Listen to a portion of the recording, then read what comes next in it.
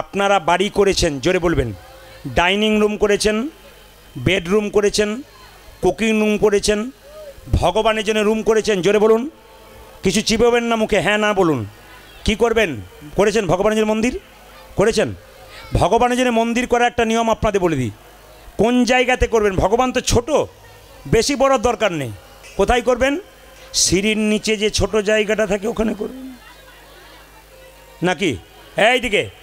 না না, প্রায় জায়গাতে করে, ওই জন্যে বলি।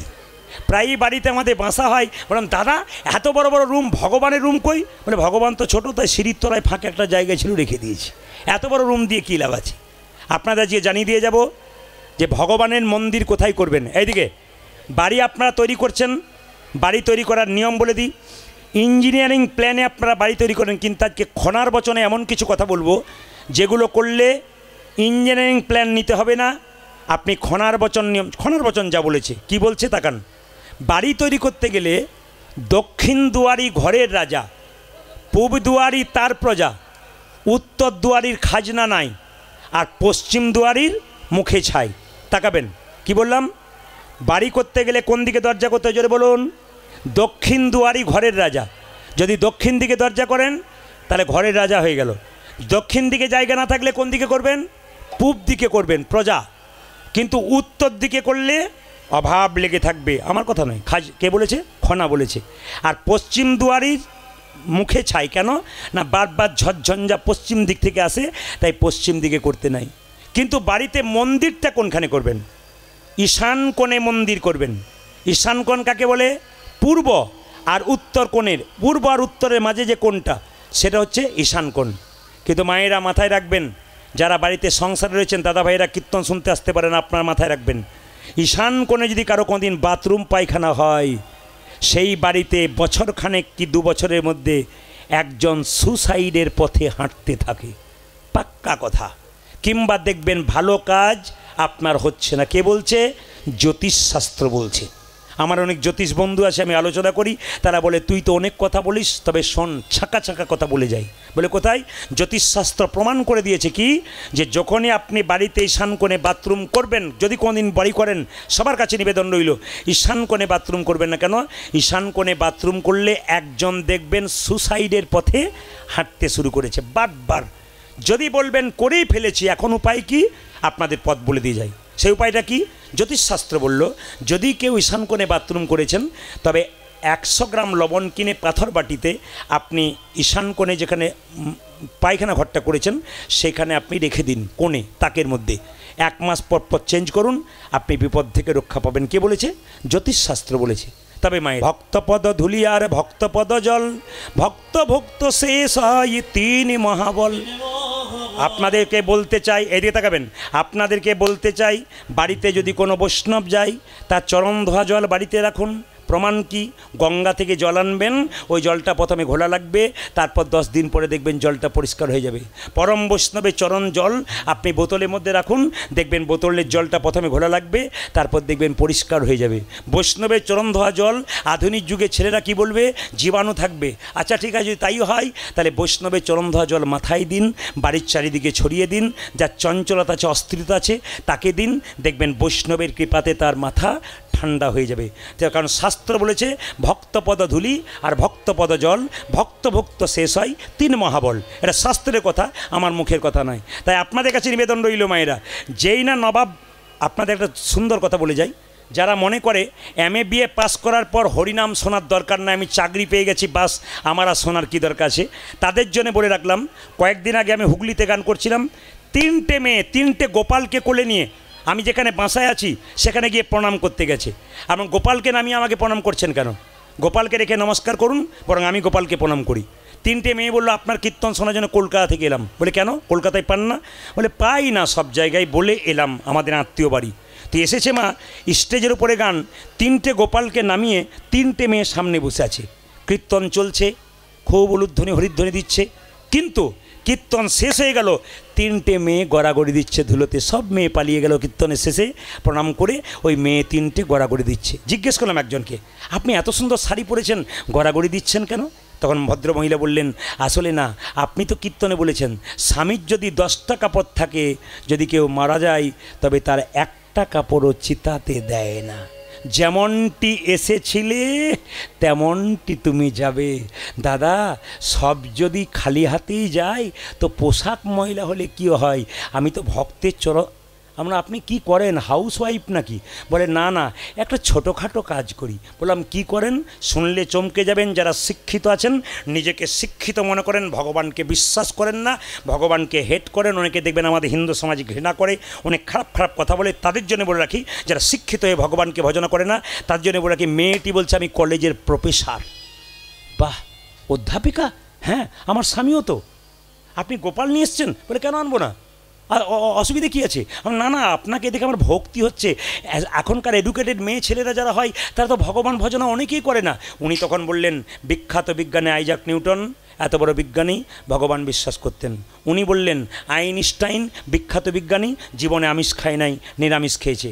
উনি বললেন ভারতবর্ষের বিখ্যাত প্লেয়ার বিরাট কোহলি, এত ছয় মারছে, জীবনে কোনদিন আমিষ খায় নাই, নিরামিষ খেয়েছে, তার স্ত্রী অনুষ্কা, এবং সে ভারতবর্ষের যিনি ক্যাপ্টেন তিনি হলেন রোহিত শর্মা, জীবনে আমিষ খায় নাই, নিরামিষ খেয়েছে। এত সুন্দর সুন্দর উদাহরণ দিলেন। আমি বললাম শুনুন, যদি আপনি আমার চাইতে ছোট না হতেন, আপনার চরণে একটি প্রণাম করতাম। আপনি জগতের মেয়েদেরকে শিখিয়ে দিলেন, আপনি এত বড় একটা পোস্টে থেকে। না না, আমি তা শুধু নয়, আমার স্বামীও প্রফেসর। ভোর 4টের সময় ঘুম থেকে উঠি, মঙ্গল আরতি করি গোপালের, তারপর আমি স্নান টান করে মঙ্গল আরতি করি, তারপর আমি প্রসাদ তৈরি করি, ভগবানের চরণে তুলসীপত্র দিই, আমার ছেলেকে দিই, আমার স্বামীকে দিই, আমি দিই। উনি যায় এক কলেজে, আমি যাই এক কলেজে, আমার ছেলে যায় একটা কলেজে পড়াশুনো করতে। আমাদের জীবন দিব্যি ভালো আছে। আমি আপনাদের বলতে চাই, যারা কীর্তন শুনছেন, অনেককেই প্রশ্ন করা হবে, আপনি কি প্রসাদভোজী না মাংসভোজী? যদি প্রশ্ন করা আপনি প্রসাদভোজী না মাংসভোজী, তাহলে দেখবেন বেশিরভাগ উঠবে আমরা মাংসভোজী। আমি তাদেরকে বলবো, প্রসাদভোজী হন না, প্রতিদিন নয়, অন্তত সপ্তাহে একদিন। কোন দিন? সবাইকে বলে যাই, অন্তত বৃহস্পতিবার, গুরুবার এই প্রদীপ পালের কথাটা মাথায় রেখে অনেক কাজ করুন। আজকে শুধুমাত্র আপনাদের জেলায় জেলায় নয়, 18টা জেলায় আমি ঘুরে বেড়াই। প্রতিটি জেলায় আমার ভাগ করা আছে, এই 7 দিন এখানে, 7 দিন ওখানে, প্রত্যেকটি জেলায় জেলায়। আপনারা দেখলে চমকে যাবেন, ইউটিউবের মাধ্যমে যারা আমার ইউটিউব করে, ক্যামেরা করে, দেখতে পাবেন কাতারে কাতারে ভক্ত, গাড়ি ঘোড়া আসছে। লোক বোম্বের মতো জায়গাতে দেখতে পাচ্ছি 10,000 ভেতরে, 10,000 বাইরে দাঁড়িয়ে আছে। বোম্বের একজন ভদ্রলোক, ওনার মেয়ে থাকে, আমাকে বললেন এখনই বন্যা মেয়ে থাকে, তো 10,000 লোক ভেতরে, স্টেজের ভেতরে, 10,000 লোক বাইরে। হায়দ্রাবাদে যারা থাকে, এখানকার সোনার দোকান করে, তাকে দেখে নেবেন 35,000 লোক, বিরাট বড় স্টেডিয়াম, 35,000 লোক থই থই করছে। বলে কেন? আপনার শুনছি বলে চলে আসছি। একজন উৎপল শর্মা, আন্দামান নিকোবর দ্বীপপুঞ্জ, অন্য দেশ, সেখান থেকে আমাকে বলে আপনি আসুন, সমুদ্রের দ্বীপে দ্বীপে একটা করে গ্রাম আছে, মানে জায়গা আছে, সমুদ্রের দ্বীপে দ্বীপে সন্ধ্যাবেলায় কেউ টিভি চালায় না, আপনার কীর্তন শোনে। এখানে একটা সমস্যা আছে, ছেলেরা মেয়েকে বিয়ে করে, 2-4টা ছেলে হয় আর সঙ্গে সঙ্গে বিদায় দিয়ে দেয়। এটা আপনাকে সে সমাধান করতে হবে, আমরা পারি না, কারণ আপনাকে এরা গুরু বলে মানে, এত ভক্তি এদের। তা আমি সেই জন্য মনে করি আপনাদের আশীর্বাদে, ভগবানের কৃপায় প্রত্যেকটি জেলায় জেলায় মানুষ এসে খালি বলে, দাদা পরিবর্তন হয়ে গেলাম, ছিলাম একরকম, হয়ে গেলাম একরকম, পরীক্ষা করে দেখলাম সত্যি তো জীবন আমার পাল্টে গেল। দাদা ছিলাম এক, হলাম এক। আপনাদেরকে বলবো, আপনারা যারা ছিলেন এক, তারা হবেন এক। শুধু 1 মাস পরীক্ষা করে দেখুন। কি? বৃহস্পতিবার দিন নিরামিষ হাঁড়ি করা আছে, জোরে বলুন হ্যাঁ না। তার মধ্যে আপনারা আতপ চাল কিনবেন, নিরামিষ হাঁড়ি করাতে আতপ চালে রান্না করে, সবজি ডাল ভাজা করে, তুলসী পত্র দিয়ে ভগবানের চরণে দেবেন। সেই প্রসাদ আপনাদের বাড়ির প্রত্যেকে থালা থালায় সেদিন দেবেন। ছেলে প্রশ্ন করবে, মা এটা কি দিচ্ছ? বাবা আজকে ভগবানের প্রসাদ দিচ্ছি। সারা মাস না খেতে পারেন, অন্তত সপ্তাহে একটা দিন করুন না। দেখুন লাইনে না দাঁড়ালে ডাক পাবেন কি করে? আগে স্কুলে ভর্তি হন, তবে তো আপনি উঁচু জায়গাতে যাবেন। আপনি স্কুলে ঢুকলেনই না, আপনি স্কুলের মর্ম কি জানবেন, শিক্ষার মর্ম কি জানবেন? ধর্মের লাইনে ঢুকলেন না, আপনি ধর্মের মান জানবেন কি করে? যে ঢুকতে পেরেছে, যে ডুবতে পেরেছে, সে জীবনে পরিবর্তন হয়ে গেছে। যে ডুবতে পারে নাই, শুনলো আর চলে গেল, যখন ঠকবে শরীরে কঠিন রোগ হয়ে যাবে। একবারে পরিষ্কার প্রমাণ, বাড়ির লোক, আপনার কঠিন শরীরে রোগ হবে, বাড়ির লোক 10 দিন সেবা করবে, তারপর কি বলবে? এবার গেলেই বাঁচি। আপনি মরে যাবেন, ভাববেন সংসার চলবে না। প্রধানমন্ত্রী মারা গেলে কি দেশ অকাজ হয়ে যায়? আরেকজন মন্ত্রী হয়।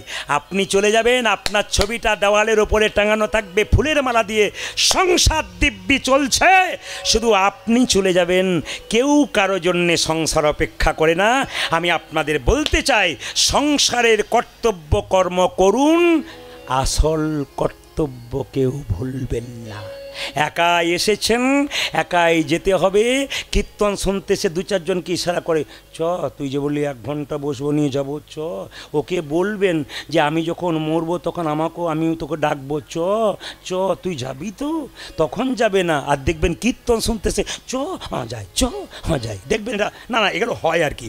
তো সবাই লক্ষ্য করুন মায়েরা যে যেখানে বসে আছেন, মুকুন্দ সরকার যেই না আসল ওষুধ। আরেকটা মেয়েকে জিজ্ঞেস করলাম তুমি কি করো? মেয়েটি বলছে আমি দাঁতের ডাক্তার। বাহ, আচ্ছা। একটা মেয়েকে জিজ্ঞেস করলাম তুমি কি করো, যে গোপাল নিয়ে আসছে 18 বছর বয়স, ও বলছে আমি বিউটি পার্লারে কাজ করি। আমিও তো করি। প্রদীপবাবু আপনি কি করে করেন? আপনি তো কীর্তন করেন। আমরা কীর্তন করতে করতে বিউটি পার্লারে কাজ করি। বলে বুঝলাম না। বলছে তুমি তো মেয়েদের বাইরেটা পরিষ্কার করো, সুন্দর করো বিউটি পার্লারের কাজ করে, আর আমি বিউটি পার্লারের কাজ করে ভক্তের হৃদয় মন্দিরটাকে সুন্দর করার চেষ্টা করি। মুকুন্দ সরকারের যখন রোগ ভালো হয়ে গেল, নবাবে যখন রোগ ভালো হয়ে গেল, চিৎকার করে বলল, মুকুন্দ কে, কার এত বড় সাহস যে আমার নাম ধরে রাখলে? আমি সারা বাংলার নবাব হোসেন শাহ। একই নবাব আপনি? হ্যাঁ, তোমাকে পরীক্ষা করতে এসেছিলাম, তুমি কত বড় কবিরাজ। ওগো মুকুন্দ, তোমাকে নিয়ে যাব মালদাতে গৌড়ে। আমি মুসলমান হতে পারি, নবাব হতে পারি। আমার গৌড়ে গিয়ে তোমাকে একটা গোপীনাথের মন্দির তৈরি করে দেবো, জীবের দ্বারে হরিনাম দেবে, গরিবের চিকিৎসা করবে। মায়েরা, মুকুন্দ সরকার মহাপ্রভু মন্দিরে বলল, প্রভু বলে দা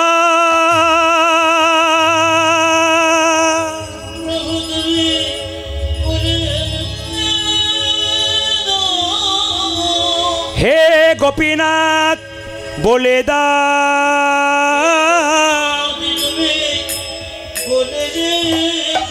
গোপীনাথ আমি মুসলমানের বাড়ি যাব কি করে? ভগবান বললেন, মুকুন্দ ঈশ্বর যা করে তা, জোরে বলুন, জোরে বলুন সবাই, ঈশ্বর যা করে তা বলছেন মঙ্গলের জন্য, কিন্তু ভেবে বলবেন, এখনই আমি আপনাদের বেঁকিয়ে দেবো। জোরে বলুন, ঈশ্বর যা করে তা। 2-4 জন চুপচাপ আছে, উল্টো কিছু হতেও পারে। ঈশ্বর যা করে তা। এখন যদি অঝরঝরে বৃষ্টি আসে, আপনি বলছেন মঙ্গলের জন্যে, যিনি বংশীধরবাবু করাচ্ছেন তার কি অবস্থা হয়? বেশ, সে না হয় গেল। আপনি এদিকে সবার লোকের জন্য বলছেন ঈশ্বর যা করে মঙ্গলের জন্য করে। আপনার ছেলে মাধ্যমিক পরীক্ষায় ফেল করে গেল, নিয়ে গিয়ে যদি বলি ঈশ্বর যা করে তা মঙ্গলের জন্য করে, আপনার কি অবস্থায়? বাজে বকবেন না, যান এখান থেকে, বাজে বকবেন না। তাহলে আর যদি ছেলে পরীক্ষায় ফার্স্ট হয়, ঈশ্বর যা করে, আপনি যা বলেছেন ঈশ্বর মঙ্গলের জন্য করে। নিজের মঙ্গল হলে ভালো, আর অমঙ্গল হলে ঈশ্বর মঙ্গলময় নয়। মায়েরা, মুকুন্দ সরকারকে নবাব নিয়ে গেল, একটা গোপীনাথের মন্দির তৈরি করে দিল। ভালো করে লক্ষ্য করবেন, নবাব দাঁড়িয়ে আছে, তাকে একটা মেয়ে তাল পাতার পাখায় পাখা হাওয়া করছে, তার মধ্যে ময়ূরের পালক। এই কথাটা মনে রাখবেন। মুকুন্দ গাইছে আর নবাবকে একজন মেয়ে হাওয়া করছে। গোপীনাথের মন্দিরে গাইছে, সবাই মাথায় কাপড় নিয়ে একটু উলুধ্বনি দেবেন। আমার কানু সে বিনোদ রাই গো, কানু সে বিনোদ রাই,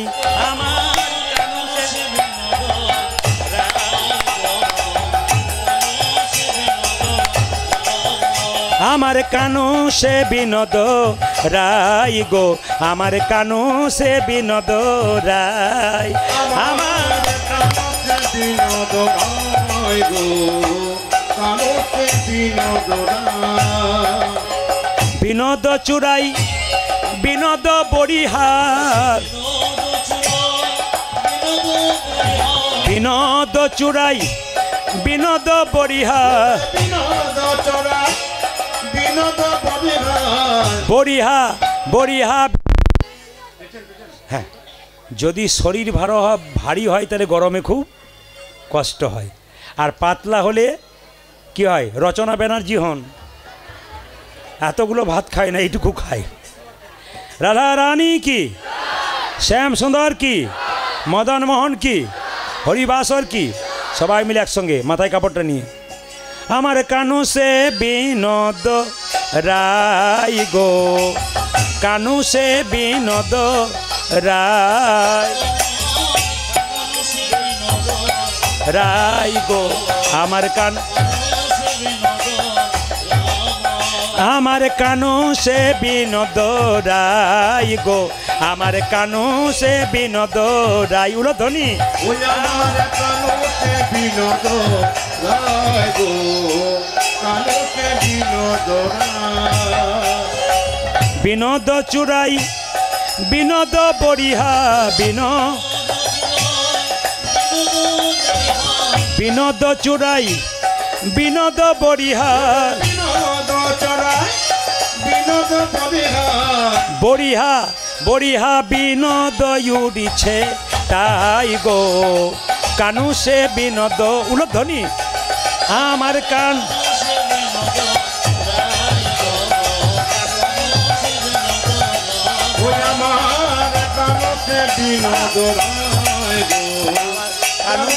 বিনোদ বিনোদ ললা বিনোদ ললাটে বিনোদ তিলক বিনোদ বিনোদ সাজে বিনোদ বিনোদ বিনোদ বিনোদ ললাটে বিনোদ তিলক বিনোদ বিনোদ সাজে বিনোদ ললাটে বিনোদ তিলক বিনোদ বিনোদ সাজে বিনোদয় ধরে বিনোদ মুরলী বিনোদ বিনোদয় ধরে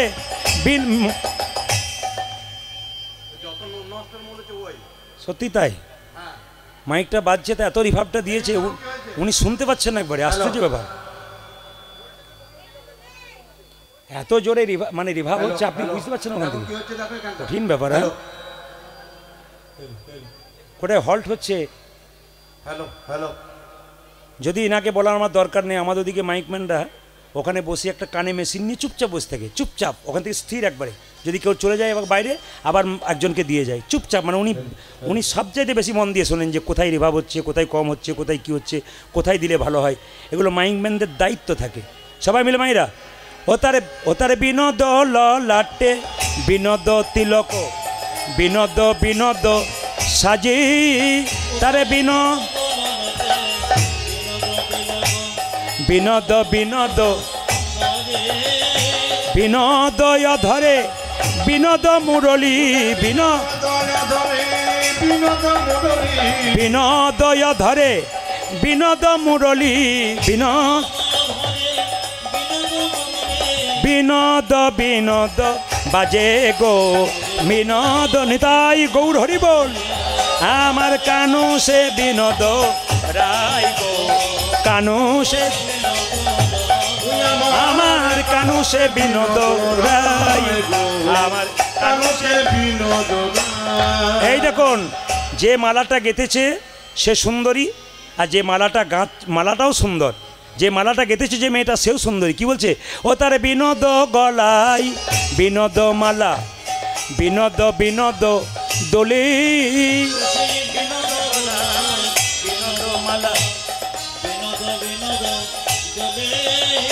বিনোদ গলাই বিনোদ মালা বিনোদ বিনোদ দোলে বিনোদ গলাই বিনোদ মালা বিনোদ বিনোদ দোলে কোন বিনোদিনী বিনোদ গাথুনি কোন